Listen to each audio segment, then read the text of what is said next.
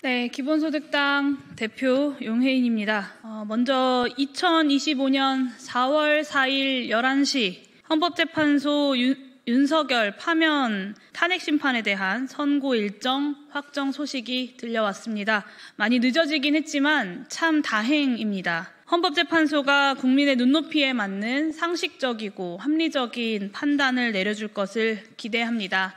헌법재판소가 헌법을 지키는 최후의 보루로서의 역할을 다 해줄 것이라 믿습니다. 헌법재판관 전원일치로 내란숙의 윤석열에 대해 파면을 선고한다 라는 한 문장이 4월 4일 대한민국에 울려 퍼지리라고 기대하고 또 확신합니다.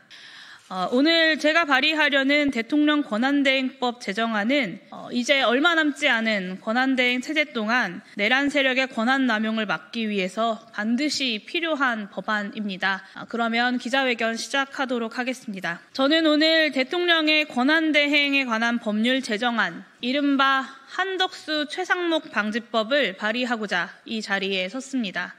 대통령 권한대행은 대통령 거리 및 사고로 인한 국정 공백과 국가 혼란을 최소화하기 위한 자리입니다. 대통령 권한대행은 국민이 선출한 바 없어 민주적 정당성이 취약하므로 소극적 권한만을 행사해야 한다는 것이 학계의 정설입니다.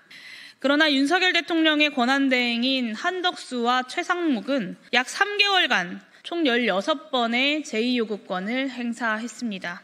내란 특검부터 김건희 특검, 명태균 특검까지 12.3 내란 사태의 진상을 밝히고 내란 수괴의 범죄 동기를 파악하기 위한 법안은 모조리 반대했습니다. 내란 부역자들이 권한대행 자리에 앉아서 자신에 대한 수사를 거부하는 꼴입니다. 뿐만 아니라 한덕수와 최상목은 박현수 서울경찰청장 직무대리를 비롯한 내란 부역자들을 원칙도 명분도 없이 고위직으로 승진시켰고 헌법재판소 위헌 판결에도 불복하면서 마은혁 헌법재판관 임명을 지연시켰습니다. 권한대행의 권한이 국가 혼란을 최소화하는 것이 아니라 반헌법적 내란을 지속하고 옹호하는 데에 남용되고 있는 것입니다. 더 이상 대통령 권한대행의 반헌법적이고 과도한 권한 행사를 방치해서는 안 됩니다. 다시는 제2의 한덕수 그리고 제2의 최상목이 등장하지 않도록 대통령 권한대행의 권한 범위와 시행 요건을 명확히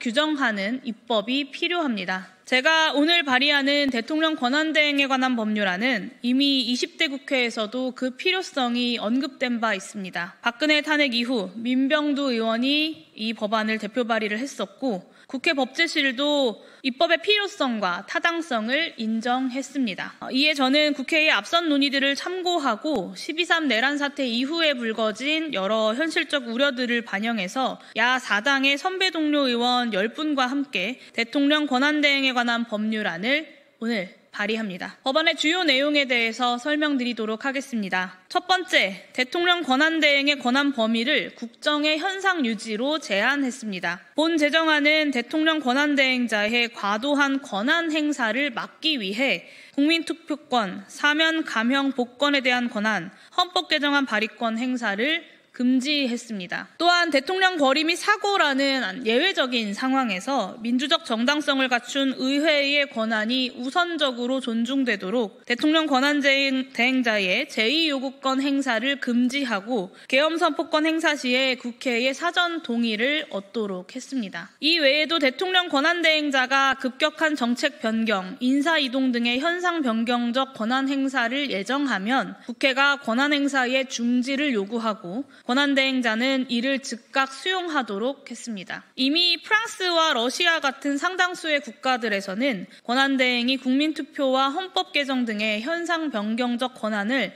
행사할 수 없도록 규정하고 있습니다. 또한 폴란드, 포르투갈 같은 나라들에서는 국민이 직접 선출한 적 없는 국무총리가 아니라 민주적 정당성이 담보된 의회의 장이 대통령 권한대행을 맡고 있습니다. 본 제정안은 대통령 권한대행자의 과도한 권한 행사를 막고 민주적 정당성을 담지하는 의회의 권한을 존중하며 내란 부역자 알박기 인사를 원천 차단하는 출발점이 될 것입니다. 두 번째로 대통령 권한대행의 시행 요건을 명문화하고 대통령이 구속될 시 즉각 권한이 정지되도록 규정했습니다. 헌법은 대통령이 거리된 때 혹은 사고로 인해 직무를 수행할 수 없을 때 대통령 권한대행을 시행하도록 규정하고 있습니다. 그러나 사고 및 직무수행 불능의 정의가 명문화되어 있지 않아서 권한대행 시행 요건에 대한 논란과 잡음이 반복되어 왔습니다. 특히 12.3 내란 사태 직후 윤석열이 구속되더라도 사고 및 직무수행 불능으로 볼 수 없다. 내란 수괴가 옥중 통치를 해버리면 그만이다 라는 주장까지 나오면서 많은 국민들께서 불안과 걱정에 시달리셔야 했습니다. 국회가 신속하게 윤석열 탄핵소추안을 의결했으니 망정이지 자칫하면 내란 수괴가 감옥에서 내란특검법의 거부권을 행사하고 계엄선포권을 발동하면서 제2의 내란을 시도했을지도 모르는 일입니다.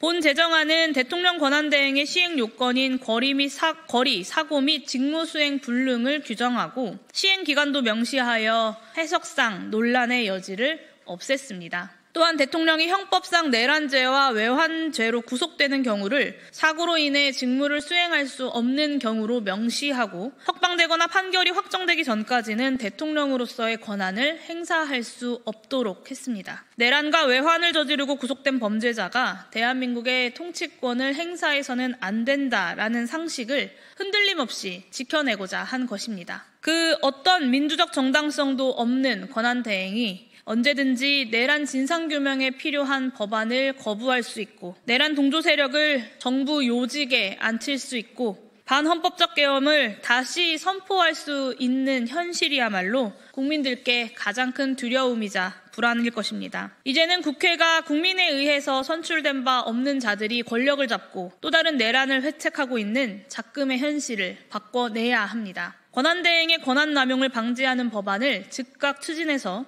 국민들의 두려움과 불안을 조금이라도 덜어드려야 합니다. 오늘 제가 발의하는 한덕수 최상목 방지법이 선출된 바 없는 내란 부역자들의 권한 남용을 막고 대통령 권한대행의 의미와 권한 범위를 명확히 하여 국민주권의 원칙을 되살리는 출발점이 되기를 바랍니다. 선배 동료 의원들께서 내란 종식을 위한 입법 과제를 실현하는 데에 힘을 모아 논의해 주시기를, 함께해 주시기를 호소드립니다. 기본소득당은 지난 3개월 동안 오늘 발의한 한덕수 최상목 방지법뿐만 아니라 계엄 선포의 민주적 통제를 강화하는 계엄법 개정안, 내란 외환 반란의 죄를 범한 자를 사면에서 제외하는 사면법 개정안, 이런 내란 종식을 위한 입법 과제들을 준비하고 또 발의해 왔습니다. 향후 국회에서 내란 종식을 위한 입법 과제들이 신속하게 논의되고 적극적으로 추진될 수 있도록 범야권 차원에서 그리고 국회 차원에서 힘을 모아주시기를 당부드립니다.